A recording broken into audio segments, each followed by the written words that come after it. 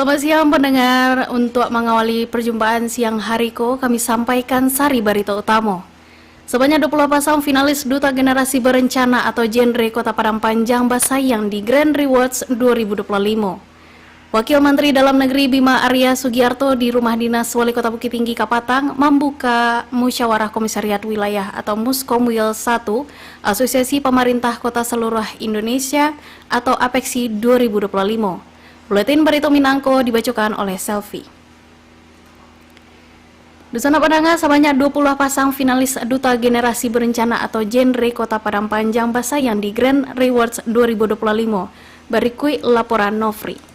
Sorotan panggung, riuh tepuk tangan, sarato aura semangat generasi muda mewarnai Grand Reward Duta Generasi Berencana atau genre Kota Padang Panjang tahun 2025 dan digelar di Auditorium Mifan Waterpark. Sebanyak 20 pasang finalis tampil mengesankan. Bersaing menjadi yang terbaik setelah melalui berbagai tahapan dan cukup panjang sarato penuh tantangan. Acara puncakko dihadiri Wakil Wali Kota Alex Saputra beserta istri, unsur Forkopimda, Ketua TPPKK Maria Veronica Henry, dan juga bertindak sebagai Dewan Juri, sarato Kepala Perwakilan BKKBN Provinsi Sumatera Barat, Mardalenawati Yulia, bersama jajaran pejabat Pemko dan tamu undangan lainnya. Wawako Alik dalam sambutannya mengungkapkan rasa bangga atas dedikasi dan semangat luar biasa dari para finalis. Perjalanan mereka tidak mudah, mulai dari audisi, prakarantina, hingga karantina selama 4 hari. Semua dilalui jo penuh komitmen dan semangat juang.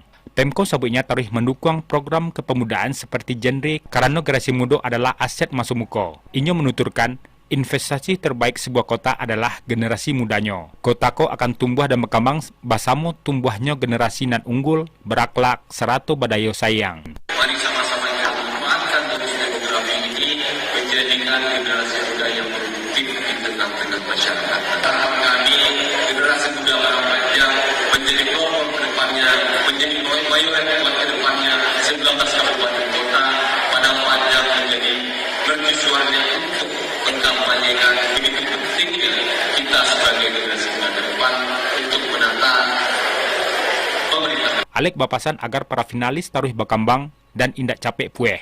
Inyo juga menambahkan, nan tapilih harus menjadi teladan membawa nama baik Kota Padang Panjang di tingkat provinsi bahkan nasional. Nofri melaporkan. Dewasa kini anak-anak lebih senang dengan gadget yang ada di genggaman tangannya. Jo semua permainan dan hal-hal yang terkadang alun cukui umua bagi mereka. Karena itu dengan digelarnya kegiatan lomba olahraga tradisional dapat mengembalikan jati diri mereka sebagai anak-anak yang perlu berinteraksi dan bersosial untuk memupuk jiwa kebersamaan dan semangat berjuang. Wali Kota Pariaman Yota Balat menyebutkan permainan tradisional baik untuk anak-anak karena dapat melatih berbagai aspek perkembangan mereka seperti motorik, kognitif, sosial, dan emosional. Dirinya juga menyampaikan momen penting untuk memperkenalkan permainan tradisional kepada anak-anak sehingga Iko bisa dilestarikan. Yota Balat juga menambahkan permainan seperti cabua, tangkele, lompek tali, pacua upiah, dan congklak dapat meningkatkan keterampilan motorik dan kognitif, sedangkan petak umpet dan olahraga lainnya dapat melatih interaksi sosial dan kemampuan beradaptasi. Wakil Menteri Dalam Negeri Bima Arya Sugiarto di Rumah Dinas Wali Kota Bukit Tinggi Kapatang membuka Musyawarah Komisariat Wilayah atau Muskomwil 1 Asosiasi Pemerintah Kota Seluruh Indonesia. Berikut laporan Yudi Prama Agustino.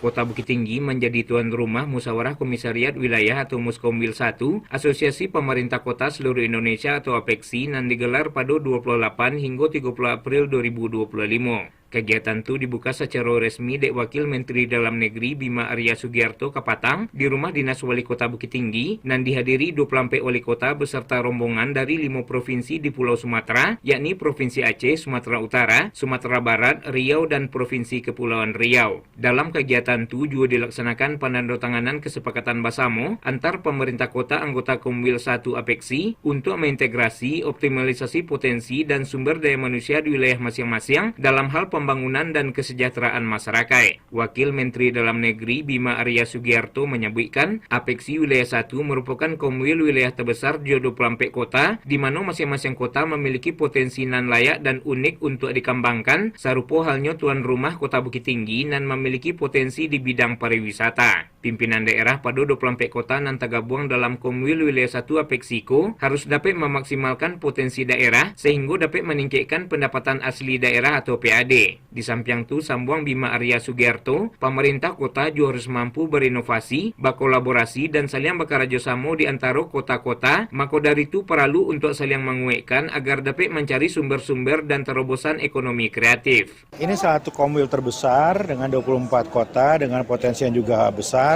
Semua kota di Komwil 1 ini punya diferensiasi yang unik. Bukit Tinggi ini punya potensi tidak saja untuk menjadi kota wisata, tetapi juga kota perjuangan karena banyak tokoh di sini. Jadi punya potensi mengembangkan kota ini sehingga menambah nilai dalam PAD, penerimaan asli daerah gitu ya. Ini harus jadi kota-kota yang mandiri, harus jadi kota-kota yang berkapasitas fiskal yang kuat dengan mencari sektor-sektor baru pertumbuhan ekonomi. Ia harus berkolaborasi dan saling menginspirasi dan terus belajar untuk mencari sumber-sumber terobosan ekonomi kreatif. Bima Arya Sugiarto menegaskan, pemerintah nan tergabung dalam Komwil Wilayah 1 Apeksiko ke depan hendaknya dapat memberikan kebebasan kepada masyarakat untuk terjamin terciptanya pemerintahan nan berasiah, jujur, serta transparan. Maka dari itu, melalui Musyawarah Komisariat Wilayah atau Muskomwilko diharapkan kebijakan nan dilaksanakan pemerintah kota sesuai juga kebutuhan masyarakat sehingga dapat meningkatkan potensi tabayat berdasarkan karakteristik dan kearifan lokal di kota masing-masing. Yudi Prama Agustino melaporkan. Wali Kota Payakumbuh Zulmaita Allah melantik sebanyak 140 orang P3K formasi tahun 2020 dan 2 orang pejabat fungsional batampe di Aula Ngalau lantai 3 Balai Kota Payakumbuh. Zulmaita pun menekankan pentingnya P3K untuk memahami hak dan kewajibannya sebagai ASN. Pengangkatanku bagian dari program berkesinambungan dalam pengadaan ASN dengan memprioritaskan tenaga non-ASN Pemko Payakumbuh. Wali Kota Payakumbuh Zulmaita menambahkan sebagai pelayanan masyarakat harus mengutamakan etika, kesopanan, komunikasi nan ramah dan jaleh serta mudah dipahami oleh masyarakat. Adapun dari 140 orang P3K nan dilantik dan diambil sumpah jabatannya terdiri dari 135 orang tenaga teknis, 1 orang tenaga kesehatan, 8 orang tenaga guru. Tingkat partisipasi pemilih dalam pemungutan suara ulang atau PSU Pilkada Pasaman mencapai 65,9%. Berikut laporan Alwan Ahmad Fauzan. Komisi Pemilihan Umum KPU Kabupaten Pasaman mengungkapkan tingkat partisipasi pemilih dalam pemungutan suara ulang PSU Pilkada pasca putusan Mahkamah Konstitusi MK 9 April kapatan 65,9%. Ketua KPU Kabupaten Pasaman Taufik mengatakan bahwa capaian angka partisipasi PSU itu tidak jauh berbeda dengan target yang dicanangkan pihaknya dengan raihan minimal 60%. Dengan tingkat partisipasi 65,19% kehadiran pemilih. Alhamdulillah ini tidak jauh berbeda dari pemilihan pada tanggal 7 November di tahun 2024 kemarin. Kalau kita mengacu pada tanggal 7 November 2024 kemarin, tingkat partisipasi itu di angka 66,6%. Sementara hari ini 65,19%. Jadi hanya satu angka. Meski tak jadi penurunan partisipasi pemilih sekitar 1%, dikatakan Taufik, antusiasme masyarakat Pasamanan turut hadir menyalurkan hak suaranya untuk memilih Bupati Jo Wakil Bupati Masobakti 2025-2030, termasuk dalam kategori baik lancar sarato kondusif dari sisi pelaksanaan teknis hingga non-teknis di lapangan. Selisihnya memang turun satu angka dan ini sangat luar biasa ya. Ketua KPU Pasaman Taufik bersama jajaran berterima kasih kepada seluruh unsur penyelenggara pelaksanaan PSU Pilkada 19 April kemarin telah berhasil mensukseskan gelaran pesta demokrasi dari Kabupaten Pasaman. Alwan Ahmad Fauzan melaporkan. Wali Kota Padang Fadli Amran mengadakan rapat koordinasi mingguan bersama seluruh kepala organisasi perangkat daerah atau OPD Kota Padang di ruang Abu Bakar Jaar kantor Balai Kota Ayapaca. Dalam rapeko, Fadli Amran menyampaikan sejumlah progres terkait pelaksanaan tugas serta program-program pemerintah kota. Salah satu yang menjadi perhatian utama pada pertemuan kaliko adalah sejumlah aduan warga yang mendesak untuk segera ditangani. Fadli Amran menekankan pentingnya penanganan kedua masalah tersebut dengan segera, serta meminta setiap kepala OPD untuk berkoordinasi dan mengambil langkah konkret guna memberikan solusi yang terbaik. Di akhir rapat, Fadli Amran kembali mengingatkan sadolah ASN Pemko Padang untuk menjaga etika profesi serta norma-norma yang berlaku di tengah masyarakat. Hari Bumi mengingatkan kita akan pentingnya menjaga kelestarian di planet melalui kesadaran kolektif jo aksi nyata dari setiap individu. Berikut laporan Irsyad. Pendiri Sumatera White Sungai Kapolo daerah itu mengapresiasi antusiasme masyarakat. Bupati Tanah Datar Eka Putra menuti acara sepekan pegelaran seni Ali Anak Nagari di Nagari Andali menjadi Bukit Kecamatan Sungai. Kapolo daerah itu mengapresiasi antusiasme masyarakat. Bupati Tanah Datar Eka Putra menuti acara sepekan pegelaran seni Ali Anak Nagari di Nagari Andali Baroh Bukit Kecamatan Sungai. Kapolo daerah itu mengapresiasi antusiasme masyarakat. Bupati Tanah Datar Eka Putra menuti acara sepekan pegelaran seni Ali Anak Nagari di Nagari Andali Baroh Bukit Kecamatan Sungai. Kapolo daerah itu mengapresiasi antusiasme masyarakat. Bupati Tanah Datar Eka Putra menuti acara sepekan pegelaran seni Ali Anak Nagari di Nagari Andali Baroh Bukit Kecamatan Sungai. Kapolo daerah itu mengapresiasi antusiasme masyarakat.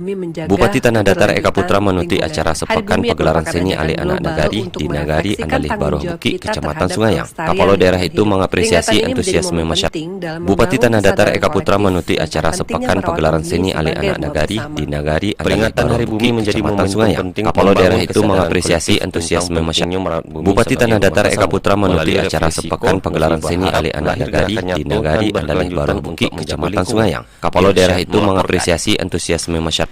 Bupati Tanah Datar Eka Putra atau PGA Gunung Merapi melaporkan Gunung Merapi Nambarado di Kabupaten Agam Sarato Kabupaten Tanah Datar mengalami 3 kali erupsi. Petugas PGA Gunung Merapi Teguh mengatakan erupsi pertama terjadi pada pukul 7:58 waktu Indonesia Barat dengan tinggi kolom abu teramati sekitar 500 meter di atas puncak gunung. Dirinya mengatakan kolom abu teramati berwarna putih hingga kelabu dengan intensitas taba condong ke arah utara. Erupsi terekam di seismogram dengan amplitudo maksimum 7,5 mm dengan durasi sekitar 28 detik. Teguh mengimbau masyarakat nan bermukim di sekitar lambah, aliran atau bantaran sungai-sungai nan ayahnya bahulu di puncak Gunung Merapi untuk selalu waspada pada ancaman bahaya banjir lahar hujan nan dapat terjadi, terutama saat musim hujan. Penerapan aplikasi APOA dan MREP bagian pembaruan yang dilakukan di Kementerian Keimigrasian Republik Indonesia termasuk tindakan preventif pada Kanim kelas 1 non-TPI Agam.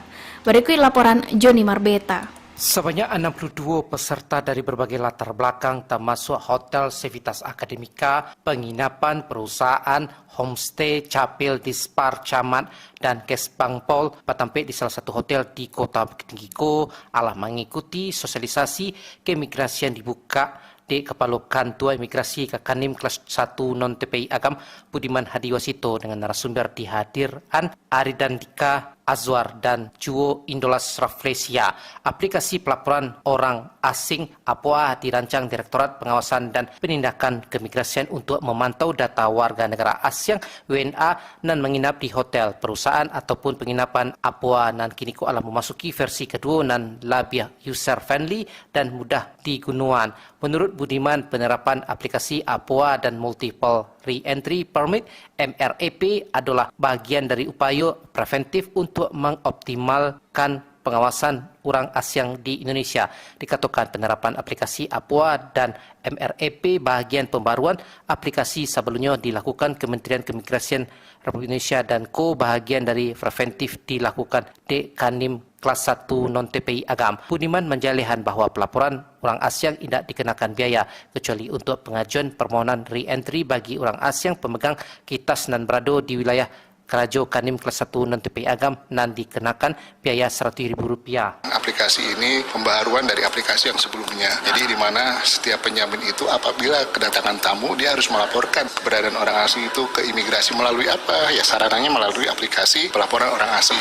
Jadi makanya kenapa di sini kita panggil pihak-pihak yang bersinggungan dengan perusahaan, kemudian ada pelaku bisnis pariwisata ya seperti itu. Supaya teman-teman pelaku usaha itu juga aware dan mampu melaksanakan kewajibannya dalam rangka penjaminan terhadap orang asing yang nginap di hotel. Pelaporan orang asing ini tidak ada biayanya sama sekali. Semuanya seperti itu. Yang tadi saya sampaikan pada saat pembukaan adalah pengenaan tarif Rp100.000 untuk pengajuan namanya ada permohonan re-entry tidak kembali bagi orang asing pemegang kitas yang berada di wilayah kerja Kami Agam. Selama ini sudah melalui aplikasi, tapi kan ini pembaharuan versi, mungkin yang kemarin versi 2 kita naikkan menjadi versi 3 dan kemudian adalah transformasi digitalisasi. Selama ini pengelola ini tetap melaporkan ke kita. Nah, ini kita hanya untuk mengingatkan kembali dan mengajak mereka untuk lebih aktif kembali untuk mematuhi ketentuan-ketentuan yang ada. Jadi ini sebagai salah satu usaha preventif kita dari pihak imigrasi ke teman-teman pelaku usaha penginapan. Dan jangan sampai kecolongan di kemudian hari pastinya, Pak? Bukan kecolongan ya, jadi memang harus kasarannya harus tertib. Setiap perusahaan punya kewajiban dan haknya, seperti itu. Kewajibannya dilaksanakan, haknya pun mereka bisa dapatkan dalam penginapan. Jadi tidak hanya untuk ini saja, untuk pelaku usaha, termasuk perorangan juga harus melapor. Juru Bendahara BPC PHRI Kota Bukit Tinggi Desi Adriani SE nan turut hadir dalam acara itu dan menyatakan bahwa sosialisasi aplikasi baru ko perlu dikencarkan lagi termasuk malibaian travel agent sehingga duduk inti permasalahan nan ado salamoko. MRP tidak kembali EPO dan penyesuaian izin tinggal dalam aplikasi APWA dan MRP sesuai jo amanat Undang-Undang Nomor 63 Tahun 2004 tentang perubahan ketiga atas Undang-Undang Nomor 6 Tahun 2011 tentang keimigrasian. Juni Marpita mengemban untuk berita Minang pada siang hari ko. Wali Kota Padang Panjang Henry Arnis terpilih sebagai Wakil Ketua Tigo Asosiasi Pemerintah Kota Seluruh Indonesia, Wilayah 1 Pado Musyawarah Komisariat Wilayah atau Muskomwil 1 Asosiasi Pemerintah Kota Seluruh Indonesia atau APEKSI 2025 di Kota Bukit Tinggi. Menurut dirinya, tugas sebagai Wakil Ketua Tigo sangat penting dalam mendorong lahirnya kebijakan nasional dan selaras dengan kebutuhan serta aspirasi pemerintah kota di wilayah. Sebagai Wakil Ketua Tigo, Wako Henry akan berperan dalam memfasilitasi pelaksanaan bermacam program kerja APEKSI serta mendukung koordinasi kegiatan regional yang melibatkan kota-kota anggota. Dirinya mengatakan keaktifan Kota Padang Panjang dalam forum IKO diharapkan semakin memperkuat kontribusinya dalam pencaturan pembangunan nasional.